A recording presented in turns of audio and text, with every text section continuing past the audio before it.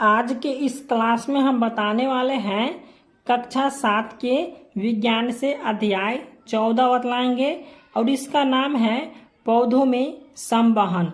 तो इसके सभी प्रश्न और उत्तर को हम बतलाएंगे। आप लोग वीडियो को शुरू से लेके अंत तक देखिए और चैनल पर नहीं तो चैनल को सब्सक्राइब करके घंटी बजा दीजिए। ठीक है, चलिए अब हम प्रश्न की ओर बढ़ते हैं। तो यहाँ पे दिख रहा है आपको, यहाँ पे 14 का अभ्यास है। पहला प्रश्न है रिक्त स्थानों की पूर्ति कीजिए। तो एक में है पौधे में जल एवं खनिज पदार्थों का अवशोषण जो है सो मूल रोम के द्वारा होता है। उसके बाद 2 में है जल एवं खनिज पदार्थों का संवहन जो है सो जाइलम उत्तक के द्वारा होता है। उसके बाद 3 में है पौधे में भोजन के संवहन के लिए फ्लोएम नामक उत्तक होते हैं। उसके बाद 4 में है वाष्प के रूप में पत्तियों से जल का उत्सर्जित होना क्या कहलाता है? वाष्प उत्सर्जन कहलाता है। ठीक है, उसके बाद दूसरा प्रश्न है पौधों में जो है सो पदार्थों का संवहन क्यों आवश्यक है। ठीक है, चलिए इसका हम बतलाते हैं।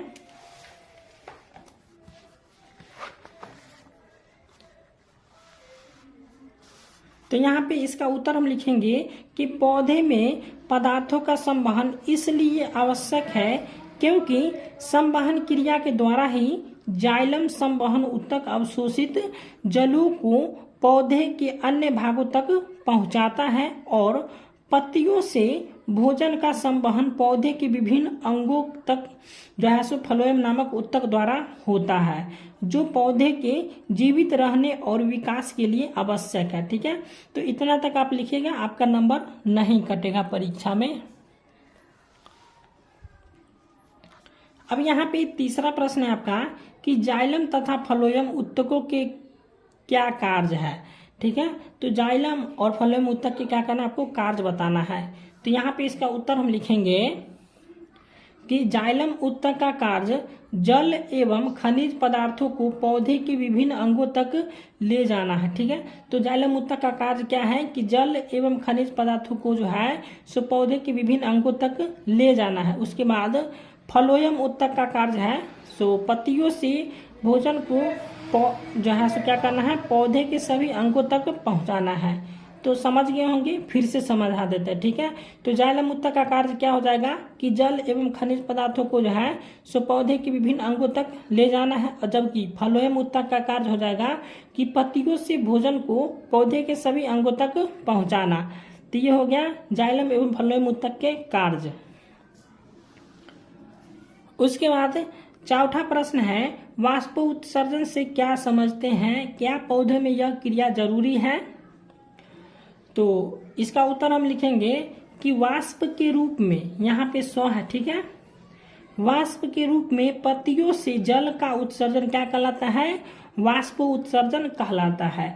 और पौधे में यह क्रिया जरूरी है क्योंकि मिट्टी द्वारा जल का अवशोषण करने में यह क्रिया सहायक करती है। ठीक है, समझ गए होंगे, नहीं समझे फिर से हम समझाते हैं कि वाष्प के रूप में क्या करता है, पत्तियों से जो है सो जल का उत्सर्जन होता है। ठीक है, उसे हम क्या करते हैं, वाष्प उत्सर्जन करते हैं। ठीक है, और पौधे में यह क्रिया जरूरी है क्योंकि मिट्टी द्वारा जल का अवशोषण होता है और यह क्रिया सहायक करती है। अब समझ गए होंगे। अब चलिए पांचवा प्रश्न है। ठीक है, तो इसका उत्तर किताब में ही है। ठीक है, तो पांचवा प्रश्न है कि एक प्रयोग द्वारा बताइए कि पौधे का जो है सो जल का संवहन करते हैं। तो एक प्रयोग द्वारा बताना है हमको कि पौधे जल का संवहन करते हैं। तो यहाँ पे देख लीजिए, ये है प्रयोग। ठीक है, तो इसी को क्या करना है, आपको लिखना है क्रियाकलाप 1 और चलिए क्रियाकलाप 1 को लिख लीजिएगा तो हो जाएगा। ठीक है, यहाँ पे क्या करना है कि 2 नन्हे पौधों को क्या करना है, जड़ सहित सावधानी से उखाड़ लेना है आपको। उसके बाद क्या करना है कि एक की जड़ काटकर हटा देना है। उसके बाद अब क्या करना है कि दोनों को 2 पानी से भरे अलग अलग गिलास में डाल देना है। उसके बाद जो है सो कुछ समय बाद दोनों में क्या कुछ अंतर पाते हैं अवलोकन करना। ठीक है, उसके बाद क्या करना है, पौधे की जड़ों में जो है सो धागे जैसी संरचना मूलरूम है और यही मूलरूम मृदा में उपस्थित जल का अवशोषण करते हैं। ठीक है,